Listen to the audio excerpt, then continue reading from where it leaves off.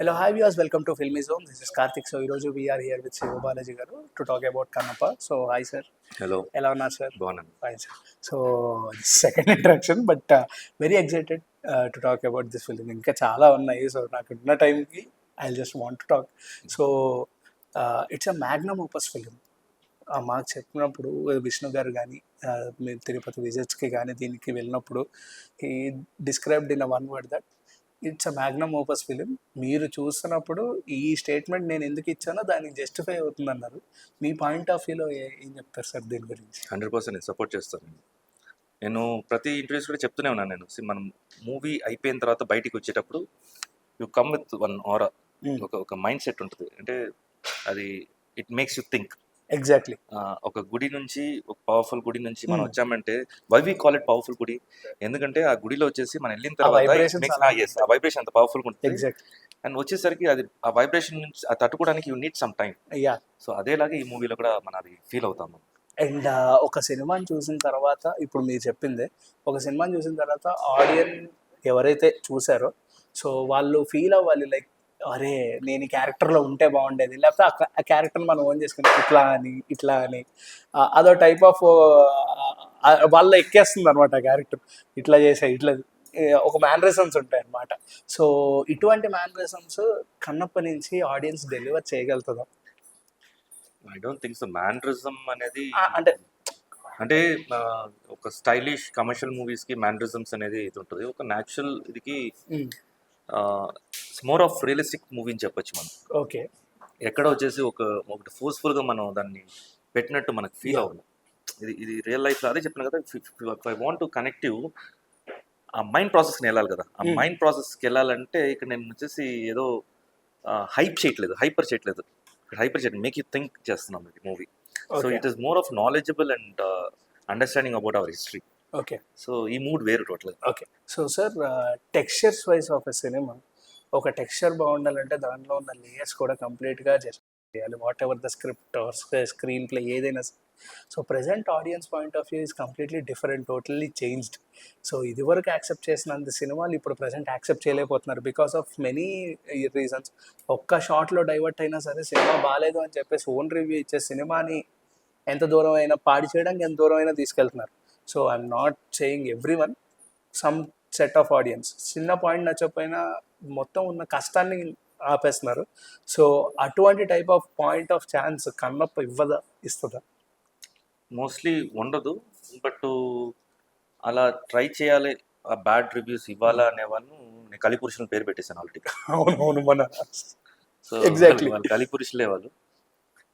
ఎందుకంటే ఒక పాయింట్ని ఇప్పుడు మనం మాట్లాడే ఇంటర్వ్యూలో కూడా ఎన్నో తప్పులు తీసుకోవచ్చు. Because it's the way you see. నువ్వు అంత నెగిటివ్ ఉన్నావు కాబట్టి నీకు ఆ నెగిటివ్ థాట్సే నీకు ఉంది. నువ్వు పాజిటివ్గా ఉంటే ఇది నార్మలే కదా ఏమి అనుకుంటావు. సో అందుకే నెగిటివ్ వదిలేసండి. బికాజ్ ఈ రోజుల్లో వచ్చేసి మన సిలబస్లో నేర్చుకుని ఉంటాం, every action there is equal reaction. But ఈ రోజుల్లో for every action there is multiple reactions. So మీరు పాజిటివ్ ఇస్తే ఆ పాజిటివ్ వస్తుంది, మీరు నెగిటివ్ ఇచ్చారంటే ఆ నెగిటివ్ వస్తుంది. నెగిటివ్ అనే వర్డ్ తీసేసేంటి, స్ప్రెడ్ చేయవద్దు. పాజిటివ్గా రండి, ఫ్రీ మైండ్ తోటి రండి. మేము ఎక్స్పెక్టేషన్స్ తోటి కూడా రా అని చెప్పట్లా. ఫ్రీ మైండెడ్ తోటి రండి, the movie will carry you. Exactly. And sir, Vishnu గారు ఒక ఇంటర్వ్యూలో చెప్పినట్టు దానికి ఆయన ట్రోల్ చేశారు కొంతమంది బికాస్ ఆఫ్ ఒక స్టేట్మెంట్. ఇక్కడ ఎందుకు మేము షూటింగ్ చేయలేదంటే, న్యూజిలాండ్లో ఎందుకు షూటింగ్ చేసామంటే complete of greenery and it's an heaven. Present భూమి మీద ఉన్న ఏదైనా స్వర్గం ఉందంటే అది న్యూజిలాండ్ అని చెప్పి ఆయన స్టేట్ చేశారు. అది అర్థం చేసుకునే వాళ్ళకి అదొక గొప్ప స్టేట్మెంట్. అది అలాంటి స్టేట్మెంట్ అంటే అందులో కూడా ఒక ఆరా కనిపిస్తుంది. కానీ అది అర్థం చేసుకునే వాళ్ళు మన భారతదేశంలో లేవా, మన భారతదేశంలో ప్లేసులు లేవా, లేకపోతే మనం చేయలేవా అని కమెంట్ చేసే వాళ్ళు కూడా చాలా మంది ఉన్నారు. ఇప్పుడు వాళ్ళు కరెక్ట్గా చెప్పాలంటే ఇలాంటి వాళ్ళది జనరల్గా మనకి చెప్పారంటే కొంతమంది అర్థం చేసుకుంటారు, ఎందుకంటే ఆ వైబ్లో ఉంటాం మనం. ఎందుకు చెప్తున్నారు నా వైబ్లో ఉంటాం. ఇప్పుడు వీళ్ళంటి వాళ్ళు చెప్పాలంటే అర్థం కాకపోతే, ఇప్పుడు మంది కరోనా టైం ఇప్పుడు అందరూ చూసాం మనం. ఒక 100 years నార్త్లో, ఒక 100 years కాశ్మీర్ దగ్గర ఉండే, అంటే మౌంట్ కైలాష్ దగ్గర ఒక పక్కన ఉండే విలేజ్ 100 years బ్యాక్ వాళ్ళు చూసేవాళ్ళు కైలాష్ని. ఇప్పుడు చూసేవాళ్ళు చూడకుండా పోయారు అది. కానీ ఈ కరోనా టైంలో చూడగలిగారు. ఎగ్జాక్ట్. ఎందువల్ల? బికాస్ ఆఫ్ పొల్యూషన్స్, అవును, ఆల్ మొత్తం తగ్గిపోయి. మల్టిపుల్ రీజన్స్ మొత్తంగా ఇండియా మొత్తం షట్ డౌన్ అవడం వల్ల అవును. మనం మొత్తం వచ్చేసి ప్యూరిఫై పెరిగింది, అంటే అవును. కంప్లీట్ గా రాలని చెప్పి అవును. పెరిగింది. అది మన ఎర్త్ లోనే the last country is New Zealand. అవును. ఇంకా కాపాడుతుంది అక్కడ వచ్చేసి గవర్నమెంట్, ఇంకా కాపాడుతుంది. నేచర్ చాలా ఇంపార్టెన్స్ ఉంది. అంటే if you see from some 300 kilometers you can be the nature. పా. అంత క్లోజ్గా ఉంటుంది అది చూడడానికి. Okay. That's way we have taken there. ఎందుకంటే మనకు వచ్చేసి 2nd centuryలో మన వరల్డ్ ఎలా ఉండింది, Hmm. మన ఇండియా ఎలా ఉండింది ఎవరు తెలుసు? అప్పుడు ఏమైనా వీడియోలు తీసారా, ఫోటోలు తీసారా? ఎవరు తెలుసు? ఇలా ఉంటుంది మనం అనుకుంటాం, ఎందుకంటే డిస్టర్బ్ చేయని కంట్రీయే అలా ఉంది. అవును. సో ఇప్పుడు న్యూజిలాండ్ కూడా లేకపోతే మనం ఏం చేయలేము. అవును. న్యూజిలాండ్ కూడా పొల్యూటెడ్ అయి ఉంటే మనం ఏం చేయలేము. బట్ న్యూజిలాండ్ వచ్చేసి ఆ గ్రీనరీ కానీ సెటప్ చేసి త్రో త్రూ. ఇక్కడ నుంచి మనం పెట్టాం, కెమెరా పెట్టామంటే, అంటే ఐసైట్ మన ఐసైట్ ఇక్కడ చూసామంటే ఆ కొండ ఏదో పక్కన ఉంటుంది, బట్ ఎన్నో వేల కిలోమీటర్స్ ఉంటుంది, సారీ 100 kilometers ఉంటుంది అది. అవును. సో అది ఉంది because of the cleanliness. Yes, yes. అక్కడ ప్యూర్ ఆక్సిజన్ ఉంది అని ఉంది. మేబీ 2000 years 200 centuryలో మన అర్త్ మన ఇది కాలస్తే అలా ఉండొచ్చు. అంటే ఉండొచ్చు సార్. అంటే హానెస్ట్లీ అందరూ రియలైజ్ అయిన పాయింట్ ఏంటంటే ఆఫ్టర్ దట్ కొన్ని డేస్ తర్వాత అందరూ రియలైజ్ అయిపోయారు ఏంటంటే ఒకప్పుడు బాగానే ఉండేది, ఇప్పుడు పొల్యూషన్ అండ్ పాపులేషన్ వల్లే కంప్లీట్లీ డెస్ట్రాయిడ్. మన వల్లే. ఇంకోళ్ళ గురించి ఇప్పుడు మనమే చేసాం. అండ్ సార్ సో దీనికి డైరెక్టర్ మన Mahabharatam so Mukesh sir. So ఆయన తీసింది ఒక beautiful and repeat value watch ఆ మహాభారతం అనేది. ఇప్పటికీ కూడా సిరీస్ అంతా అయినా సరే ఏ క్యారెక్టర్ మర్చిపోయినా మళ్ళీ చూద్దాం అని చెప్పేసి వెళ్తారు ఆ మహాభారతం సిరీస్ వాచ్ చేయడానికి. సో అంత బింజ్ వాచ్ అండ్ అంత రిపీట్ వాల్యూ ఉన్న సిరీస్ అది. So after that he's making Kannappa. So మీకు ఎటువంటి ఎక్స్పెక్టేషన్స్ ఉన్నాయి? Because it will also go into the repeat watch or binge watch అంటే ఏం చెప్తారు?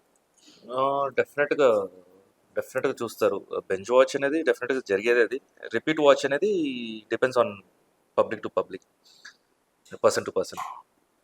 But telling about coming to his character, ఆయన బేసిక్గానే is a lover of history. Okay. మన epics గురించి, లేకపోతే మన